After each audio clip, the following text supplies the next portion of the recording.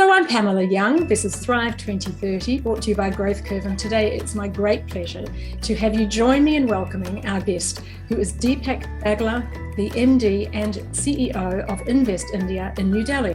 How are you today, Deepak? Hi, Pamela. Thank you. Thank you for getting us together, and it'll be a pleasure.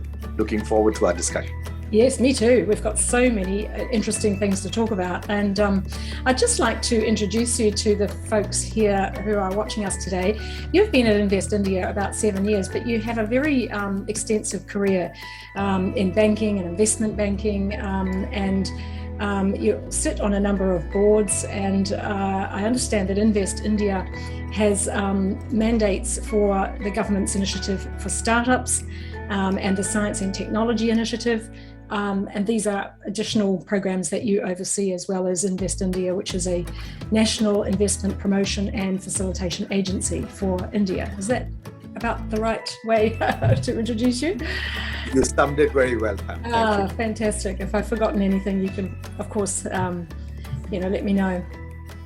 Deepak, I would just like to start with just to ask you how things are feeling in India. I know that you have had a massive Omicron spike recently after having such a good run since about July last year, when your numbers came down from your last spike in April.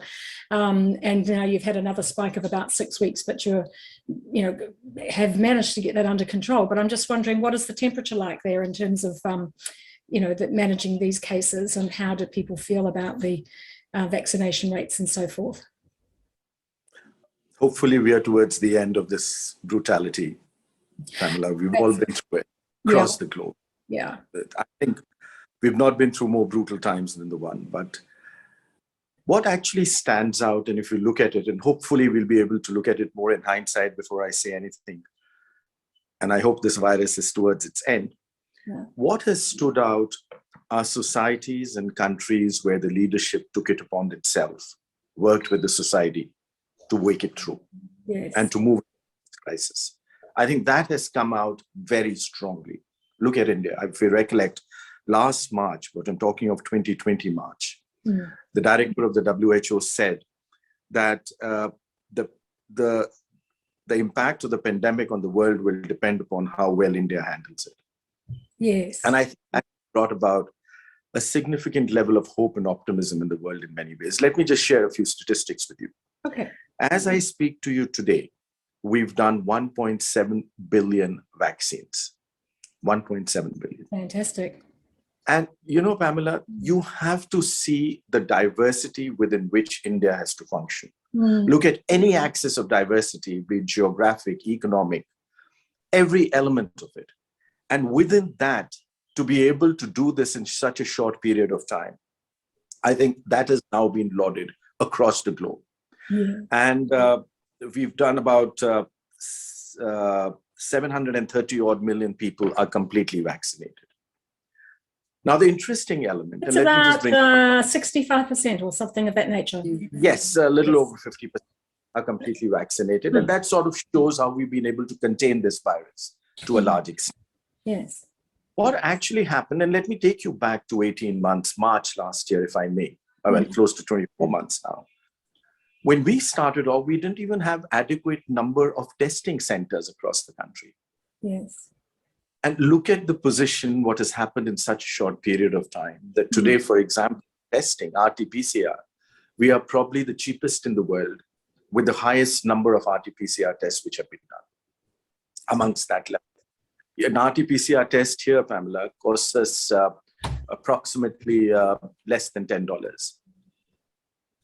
And for many cases, it's completely free. Yes. But let me now tell you what happened during this lockdown. And this is critical to know. You see, the challenge for any government and leadership across the globe was not just of life, but also livelihood. And in a country like India, where there is economic disparity and a large number sitting either in the middle or the bottom end of the pyramid, livelihood becomes extremely significant. And remember, you are in a complete lockdown, unprecedented, no playbook to deal with it. And yet think about how the government got itself together, even in the midst of it, even the administration. I mean, each one of us has been hit by this virus this time or the last time. Every family has been touched by it in one way or another. Yes, they have. And there has been a tragic sense of brutality in virtually every home across the globe. It's not just with us. But even in the midst of that lockdown, you've had free food grains, 25 kgs of it, being given to 800 million people. 800 million. That's a lot. Helping them move, giving them medicines, getting the entire vaccination going. So the entire focus on this pandemic and to contain it itself, and that is where I think efficient leaderships have stood out in countries wherever we've seen that. Yes. And India stands where that is concerned. Yes. Sorry.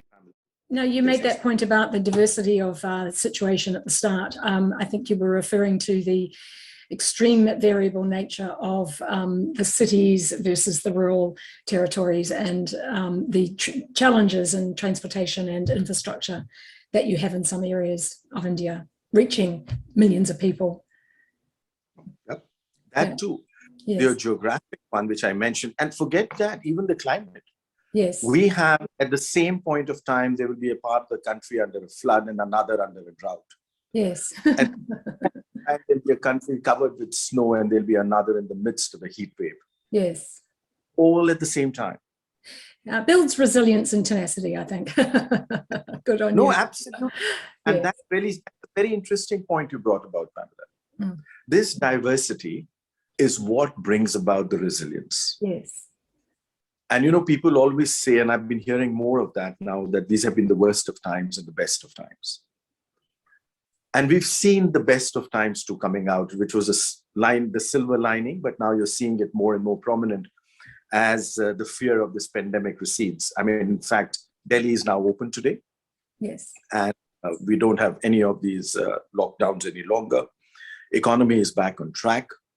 And if I may just, all my fast track indicators, that would be goods and freight movement, cement, steel production, etc., are back to pre-pandemic levels. In many of them, they're even exceeded the pre-pandemic levels. Yes.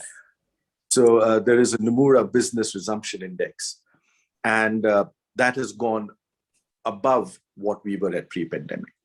So what I'm just trying to tell you here is that the significance of a strong and efficient leadership and administration, and obviously a society which has moved well with them, which has faith and trust in them, is critical in elements in times like this for anyone across the globe. And that is what we've seen in India. That has helped us move to this entire position and wade through these difficult times. Yes. You're in a very privileged position as the MD and Chief Executive of Invest India, because you are able to see across all industries, and also you're very strongly connected to government and other agencies. What have you seen over the last 2 years in terms of the reaction and response of industry to these challenges that COVID has presented? So it's been very interesting. And I know when I use the word interesting, it has a positive connotation to it, even in the midst of this gloom. But I do that with an objective. You see, what COVID did to my mind, that it has catalyzed some of the underlying trends which we were already witnessing in our world. But it has catalyzed them and brought them to the fore. Let me bring about one for you. Everybody in the world was discussing about concentration of supply chains and the risks which comes up. As a banker, the core thing which you have is diversity of risk. And the world was discussing how there was this concentration of risk happening, and now you're seeing the entire impact of it. So the previous discussions of supply chains moving closer to where the markets were, the supply chains to make them shorter than longer, which they had started extending themselves, actually started getting far more catalyzed and on a rapid pace. To give you an instance, and that is where India stood out, and that is where I brought that. If I look at last year, so my financial year closes on the 31st of March every year. That's why I'm taking you to 2021, March 31. That's the close of my financial year. Yes. I received an FDI of over $81 billion. Now, I'll tell you what's interesting with that. It's the highest ever FDI I've got in my history. But more importantly, this was at a time And this is that financial year, the entire year 2021. When global FDI went down by over 35 to 40%, India's FDI went up by over 10 to 11%. That's the first point. The second, India moved up the FDI ranking globally from number 8 to number 5. In the midst of this lockdown, Pamela, everything is locked down. Remember, you're trying to save life, you're trying to save livelihood. And yet all this is happening. And more interestingly out of that, this FDI came to me from 89 countries of the world. And more interestingly further, Pamela, it came across 63 sectors. I was just going to ask you, where did it come from? So, wow, 63 sectors is huge. So what is happening yes. in India yes. is that it is broad basing the opportunity across sectors, across virtually every sector you can think of. And at the same time, it is now firmly established as one of the most sought after investment destinations. In fact, there was a report recently, if I may, Pamela, yes. you were wanting to... No, please keep going. Yep. Just complete that, is where it is now ranked, even in the midst of this lockdown, India as the #1 destination, bracketed with the US, just a little ahead. This was an international report which just came out by one of the global agencies.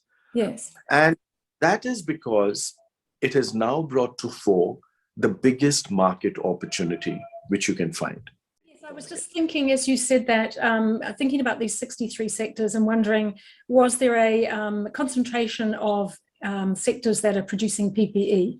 I know that you have many success stories of businesses that stepped up very quickly and started producing all different PPE and other requirements to help with the pandemic. Was that a large part of this growth? Very interesting you bring about. Innovation and startup definitely has been one of the most dominant stories where India is concerned. And since you bring up the PPE thing, let me just bring that to you. I remember on the 30th of March last year, we hardly had any PPEs in India. And we were scurrying around and there was just not available even in the globe. I mean, nowhere in the world could we start getting them. Aircrafts were down and everything.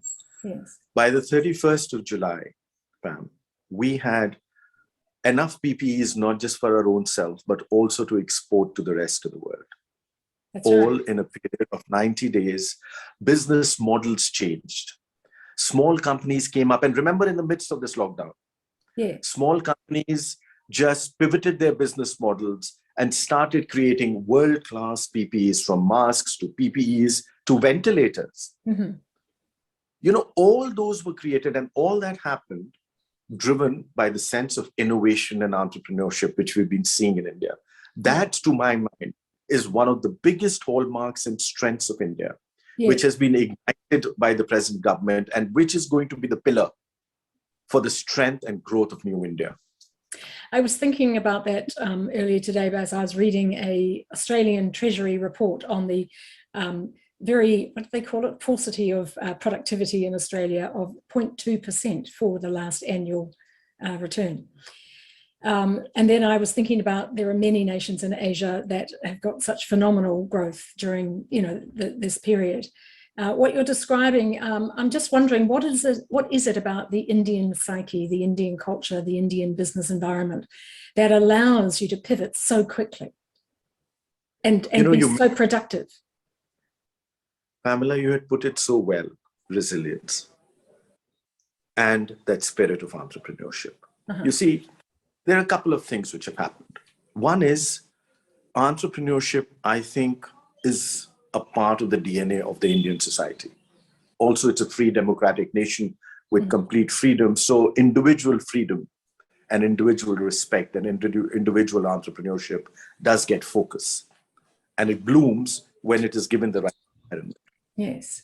Now, the other point. And this was a very interesting study which has been done by HP. You see, I have about 50 million MSMEs in India. So if I look at it both from the services side and the manufacturing side, anywhere around 35, 40%, or 30 odd percent of my GDP could come from MSMEs. Now, what happened in the midst of this lockdown? See, one of the biggest things which has happened in India, which was introduced by the Honorable Prime Minister, Mr. Modi, was the digitization of India. Yes. It is the fastest sense of digitization which is happening anywhere in the world. Now, what has digitization done? And by the way, let me give you a quick number on that one so you have an idea as to how fast this digitization is happening. In the period of the past 60 to 70 months, India today has over 1 billion people with a mobile phone, over 1 billion people connected to a bank account, over 1 billion people with a unique identity number, and about 750 million today on the net. We are the second largest on the net, largest not yet on the net. But every second, 3 new people are joining the net in India. And 2 of them from a village in India. So by 2024, I'll also be 1 billion on the net. Yeah. And let me put it another perspective. If you look at it, you'll agree data is the new oil, which is what we all talk about. 50 months ago, Pam, India's position in per capita data consumption, and I'm saying per capita, you know, I'm not being unfair because I'm going to be the largest human resource in the world. So I'm not just like 1.4 billion. Yeah. My global position was about 122, 123, just about 50 months ago. Yes. 12 months ago, I'm #1 in the world in terms of per capita data consumption. We consume more per capita data than China and the US put together. How did that shift occur? This is because of that huge digitization which is happening in India, the entire effort of the Prime Minister. And that program, and which went through even in the midst of this lockdown. And I'll tell you what has happened with it, digitization. To my mind, it has created one of the most important inflection points in our history. What India is witnessing today is an unprecedented transformation in human history, both in terms of scale and pace. Never before in human history do you have 1.4 billion human resource in the open free world within one national geographic boundary, moving at the pace of rapid change. And I've already given you that example of change, how fast, data consumption being one of them. That's, sorry, you were saying something. No, I'm just thinking about the investments in India that the government has made in developing digital infrastructure around the nation so that people can access the net. I didn't realize the number was quite so high. Has that improved radically in the last year or 2? So let me tell you what digitization has done and why do I call it one of the most critical elements which has now created India future ready. I believe what digitization, Pamela, does, and not just with us, but with anywhere else in the world, is it brings the strength of an individual by democratization of every element of opportunity, democratization of financial, the participation in the entire system, and democratization in the ability to participate in the growth of a country, and also to be able to achieve from that growth of the country, to be able to take out of it.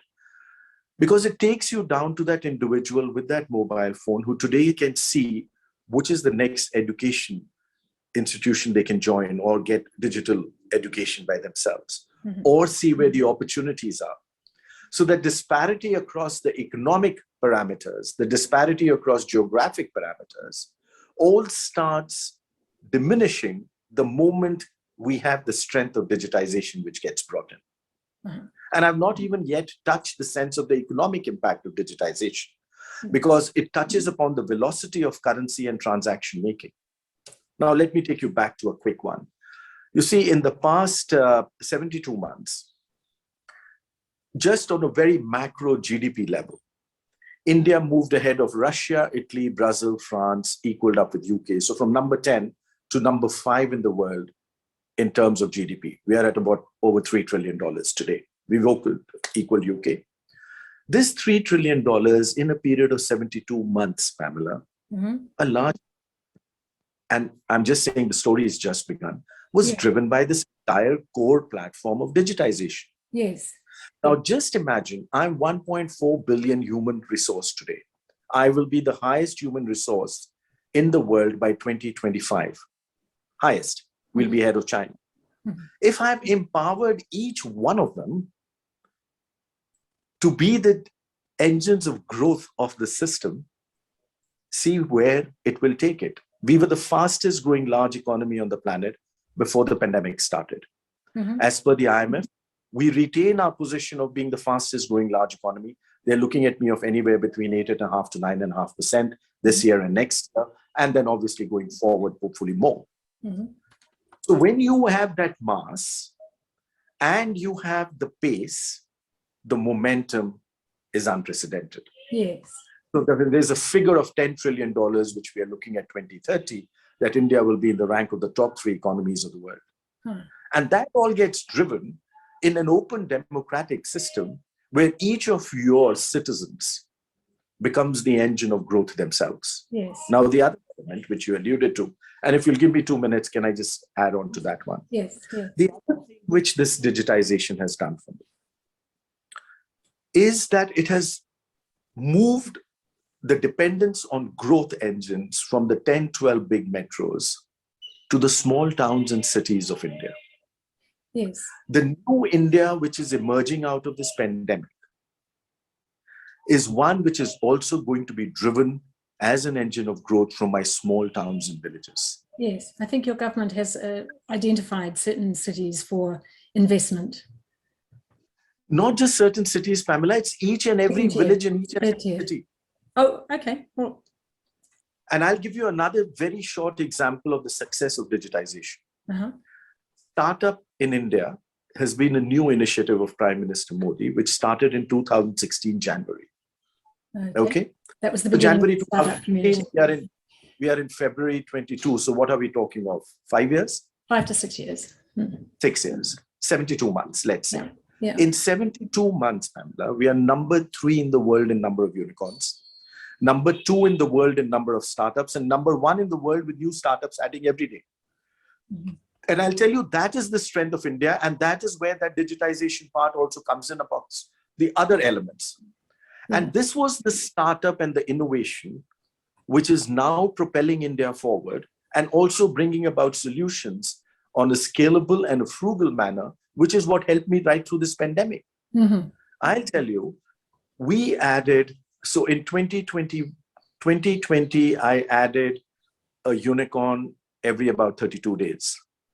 In 21, in the midst of the lockdown, I added a unicorn every 9 days.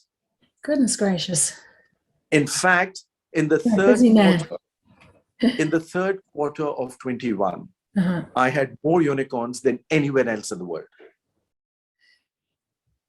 What do you expect for 2022? I mean, are you expecting this growth to continue at the same trajectory? This story has only just begun. Pamela, what has happened now? Yes. That there is an India which is a very aspirational India. You see each of my youngsters, and by the way, I'm 1.4 billion today. 1 billion of those are under the age of 35. My average age is 29. Yes. I'm the youngest large society and nation in the world, and I shall remain so for the next 80 years. In fact, by 2040, a quarter of the world's working population or working hands will be Indian. Now, let me bring it back to you. This is what, when you have empowered each one of them, and which is what has been done by this government, you see the strength and the momentum which gets created. So as I look at it, we are just rounding the bottom of the hockey stick and ready for that vertical takeoff now. And this pandemic in many ways has helped me speed up and create that. I was just about to bring to you that MSME statistic, which I was referring to earlier. This is a story by, this is a study by Dun & Bradstreet, which said 82% of the MSMEs said that they have digitized their daily operations. 82%. 82%. Let me put it another one. 47% of them, and these are micro, small enterprises, have already adopted digital channels to help them in their processes. Yes. And all through the lockdown, Pamela, I'm just giving you these statistics. Yes. That Hewlett-Packard, another study, 73% of the MSMEs said that they'll survive the COVID downturn in comparison to about 60% in Asia. The Indian number was higher. Higher. The resilience and the Yes. ability to pivot their business models and the best utilization of capital. Yes. That is the strength of the Indian MSME. India has been ahead of the curve, though, for at least a couple of decades in terms of developing IT capability. I mean, India has been exporting IT capability for a couple of decades that I'm aware of. You know, it doesn't matter what city you're in. You know, the foreign workforce is for digital and engineering and you know, a lot of technology resources have come from India. So you're ahead of the curve on that. So you must have at a very early stage realized that that was going to give you an advantage. I wonder if I might just join you in India for a second, in New Delhi, because I would like to, just for a moment, there you go. This is your beautiful gate of India. India Gate. Yes. India Gate at some lovely sunset. Just to position the next topic of conversation, which is around sustainability, because when we were booked to have our conversation in November last year, COP26 was well underway, if you recall. And, you know, it was a very, very challenging conference for everybody. And, you know, we got a good result in the end. Very soon after the conference, there were worldwide images of this beautiful city covered in smog. And it sort of shocked us all that your industrialization is pumping at a great rate, and your growth is, you know, obviously taking off at a very high speed. And your Prime Minister made, you know, a commitment at COP26 to meet goals, although pushing the date out by a decade or so. However, I'm just wondering if you could just tell us what is the feeling on the ground now about how India is going to address some of these sustainability issues at the same time as continuing this amazing growth, because you don't want to be living in that kind of smog situation. I know that that's not a happy situation for you all, and I know that you know, it has been said that a lot of the damage by the world has been done by the West, not the East. So you're unfortunately, you know, having to bear the brunt of that. And, you know, people are kind in accepting that India might take longer to achieve some of those goals. But I'm just wondering if we could just talk about the outcome of the COP conference and those images which showed the world what the challenges that you really have to face. And we understand the challenges there because of this phenomenal rate of growth. And at the same time, you still have cities that are developing, not being developed yet. What is your take on this challenge? You know, Pamela, I'm glad you've picked up the climate issue. Prime Minister Modi has always stressed this is a central focal point for India, growth with sustainability. Mm-hmm. And each and every element of our policy has sustainability underlining it. Mm-hmm. Let me just tell you what. He promised G20 that we are ones who are going to take over the goals. We were the only ones who kept the first set of goals, which was under 2%. The only in G20. Mm-hmm. Whenever India has made a commitment, and whenever Prime Minister Modi has given that, they've stood by it. Mm-hmm. Now, the interesting element when you bring about climate and sustainability is, one, please remember, for a developing economy, sustainability is at the core of it. And I'll tell you why I say that. We cannot afford to waste. Mm. We have to recycle. Yes. Think about it, right? Yes, I am thinking about it. It's huge. And you don't have access to waste. Yes. So the story of Indian development has been based upon the sense of sustainability. And this is where Prime Minister Modi has completely focused upon it right through. It's a central part of the ethos of our society. You know, we have a special tribe, we have a tribe in India where you cannot cut a tree there because they'll go and hug that tree so that nobody else is allowed to cut it. They worship it. Mm-hmm. We worship nature. Our core worship prayers are for nature itself and their sustainability. That is where the DNA and the common thought process comes in from. Mm-hmm. Then you have a leadership which is completely focused upon it. So one of the biggest movements here is, for example, the Waste to Wealth initiative. all the city waste, how that is being recycled, how that is being used to create roads, or how we are coming up with more innovative methods where we can contain the sense of pollution in our water and things where that. And that is where I must give an enormous amount of credit to my startups and innovations. They are coming up with very sustainable, easily scalable, frugal solutions. And those are very interesting because, as I said, I have startups from villages to cities.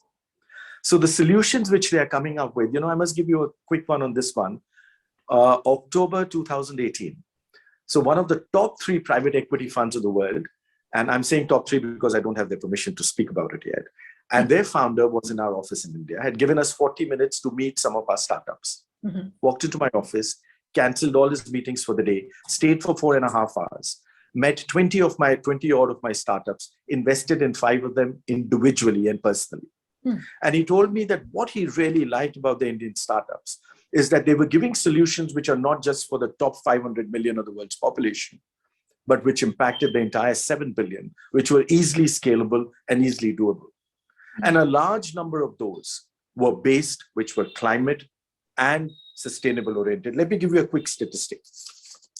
2021, 5 years, we gave about 91,500 odd patents. Okay. But I'll tell you what was interesting. Every second patent which we gave out was related to green tech. Every second one. Every second. Every second of them. 63% were on waste management, 26% on alternative energy, 2,555 on energy conservation, 2,500 on transport and technology, over 1,000 on nuclear power generation, over 150 on agri and forestry. They are dealing with each and every aspect of it. In fact, my own team, we have teams which are working on each of these elements. So this is the central point of it. Now let me give you to the other point, where when I talk about leadership, just a quick one on that one, Pamela, just to put out, going back to the question which you had posed to me. How will I take this growth which is going forward from 3 trillion to 10 trillion as a GDP by 2030 in a sustainable manner? So by 2030, I'll require about 800 odd gigawatts of power.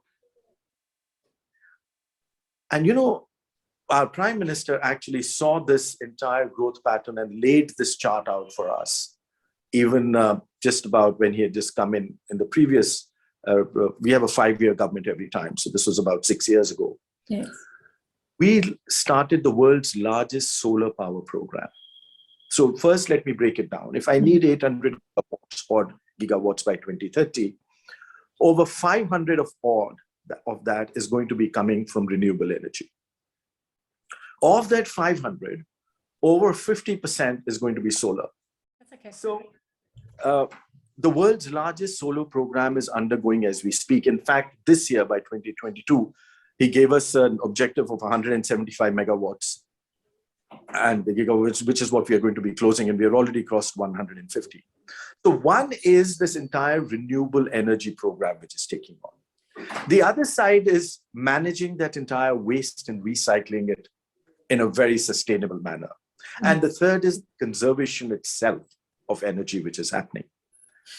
Now, when you have a clear strategy which is given by a leadership and backed by an entire program which is taken down to a granular individual and a societal level for execution, that is where we've been able to keep up our promises. So when we've said this time that by 2070 we will be zero, it was a much thought after thinking on how we will actually do it so that we keep up our word. And let me also add, because you had mentioned that, estimates are that I'll require about $160 billion a year for the next years to be able to get this going.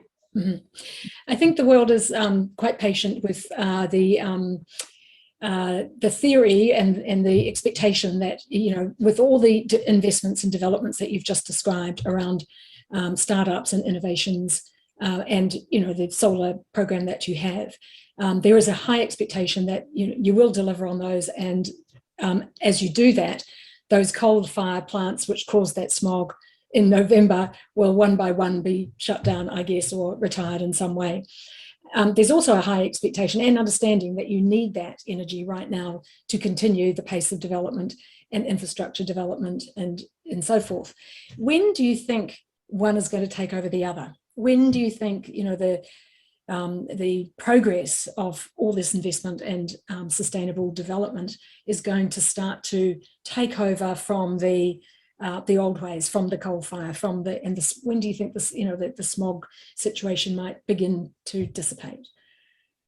It's already started, Pamela. We are seeing the results of it. Our energy mix is changing very rapidly. Okay. But, coming back to the smog, and I'm sorry, I forgot about that.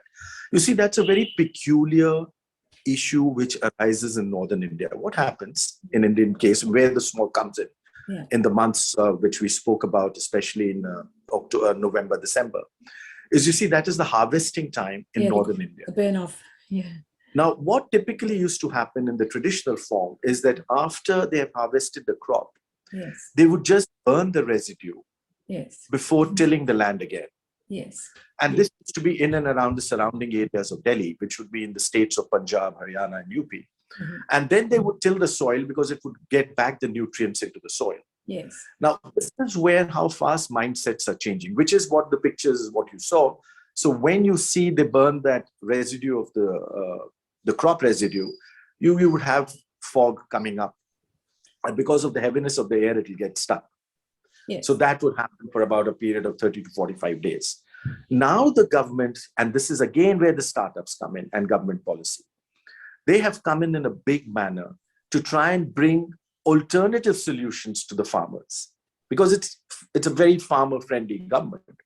And those solutions with incentives to be adopted and showing them the new technologies on how to manage that crop residue and how we recycle. So for example, one of the new, our team actually is working on that pilot project and was very successful last winter. That's where we had it a little less of an impact, is where we picked up that cross residue, created it into pellets, which is now being used to create energy. So, instead of burning it, we just bought it off them, we recycled it, and they're getting an extra source of income, and you've been able to contain the problem. So you have growth because the income is there, and at the same time, you have sustainability because that entire pollution part doesn't happen. So that is how the government is working on these innovative solutions. Fantastic. Okay, so this is good news, which is a perfect segue into the next topic, which is, I understand that India has improved its position on the global ease of doing business ranking from 147 to 63 in the last 5 years. It may even be better than that this year, because I think that statistic was last year's. Can you tell me, how did you do that? And what is your plan to continue to get up on that global ranking? Because, it's important for people who are listening who have an anxiety about doing business in India to know that it is going to be a place where over time it just improves all the time, makes it easier for them to do business, so that they can feel that if they're coming from, England or Australia or New Zealand or Canada, that they feel that it's an environment where they're going to be successful. It is a very interesting point you brought up.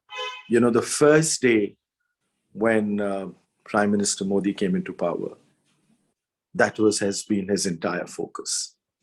In the past 7-8 years, Pamela, the government has done about 25,000 policy interventions, done away with 1,500 odd laws only to simplify it. I mean, just imagine how complex it was at one point of time. If I look at India a decade ago, the complexity would have been overwhelming for anybody wanting to start business. I'll tell you what has changed now because of that. The entire focus is on making the investor journey easier. And that is where the EODB rankings over the World Bank said it's the most unprecedented jump by a large economy from 150. Couple of things, if you look at it. One is, if you have a strong, decisive leadership, which can take hard decisions and which creates a focus and a strategy and a policy, they can show you the result, which is what we've already started seeing. The numbers show it to you.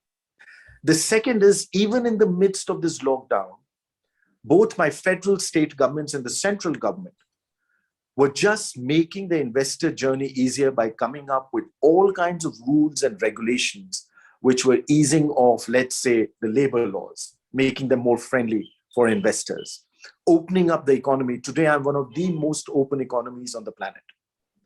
But let me give you clear examples which have shown the results of that.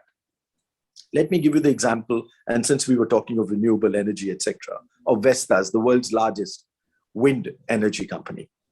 And they wanted to make their blades in India. They wanted to manufacture it in India. Okay. The best example they had of was in a neighboring country, and they have plants across the globe, as you know. The best example they had was of a neighboring country from the day their head office approved of that investment to the day the first blade came manufactured out of the factory was about 18 months. Wow. When they came to India, we did it in less than 15 months. Okay. We just had another new company. And this is just one. I mean, these stories are now abounding across the country. Yes. Another one. This was a Luxembourg company, and they've just come in. You know, when you carry your vaccines, you need to carry them in a container, in a storage, so that controls the temperature, etc. From the day their head office approved it to the day the first of their manufactured store boxes came out was in under 12 months. What I'm trying to tell you is these are just a few examples. Yes. And a large part of this is because there's a government focus, which is that you have to do it. You have to change the mindset. The government has to work towards it.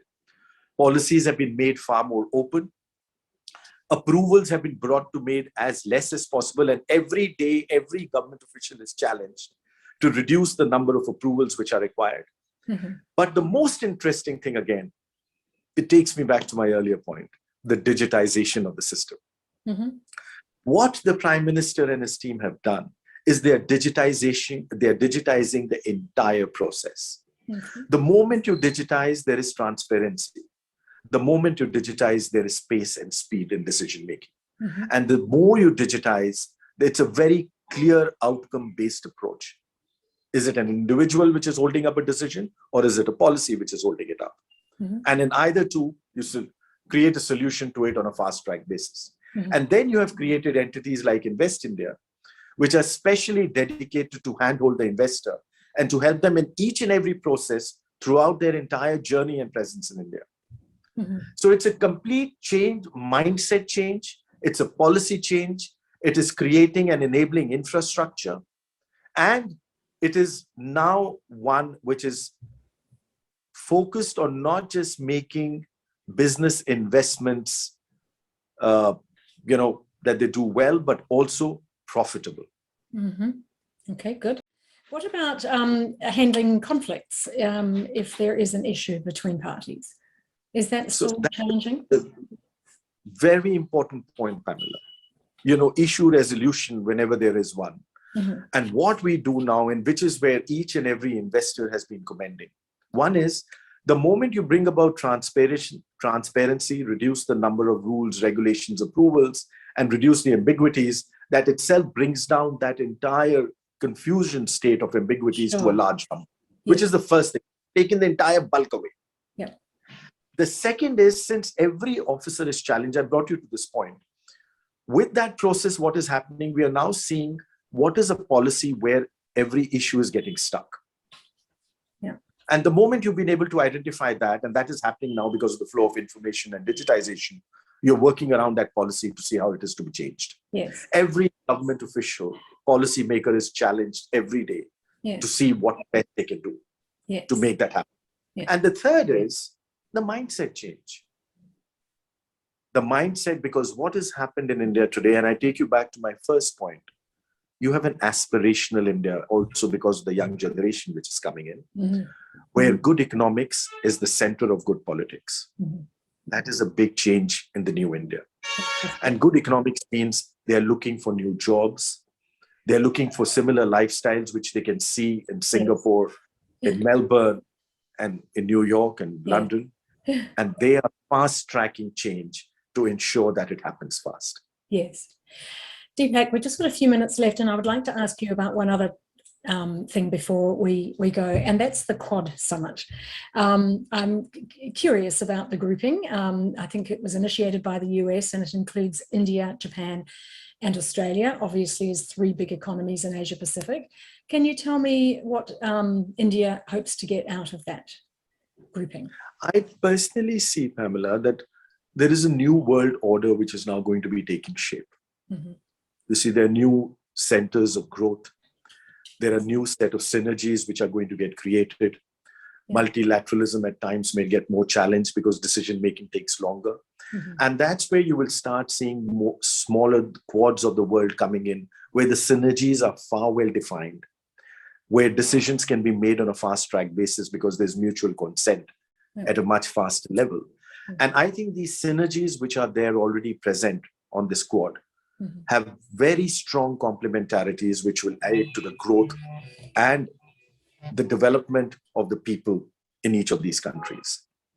You know, the supply chains which are working around this quad, and if I look at it fully from the economic side, politically, obviously, there's a strong level of comfort in the leadership, and that's a big sense which brings them together.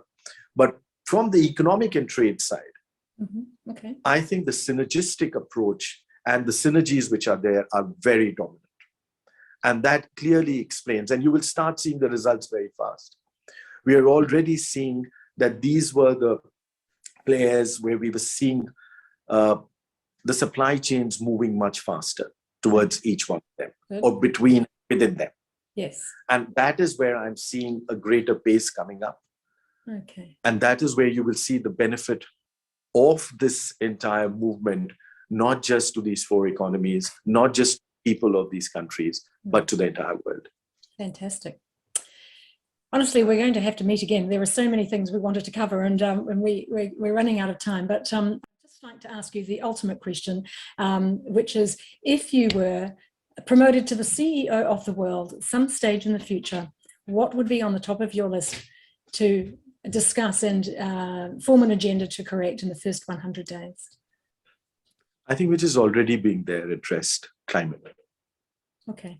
It is a very clear answer. Yes. But yes, we just need to have a more practical and concerted effort and a leadership. You know, that is one of the biggest things which is helping India today. Yes. A clear, strong, well-defined leadership with clear goals and clear outcome-based strategies and policies. The moment you have that, you can achieve it. Yes, that's true. Yeah, well, I think it's a very noble thing to put on your agenda for your first 100 days. And I know that, you know, the whole world would be thrilled if you could pull that one off.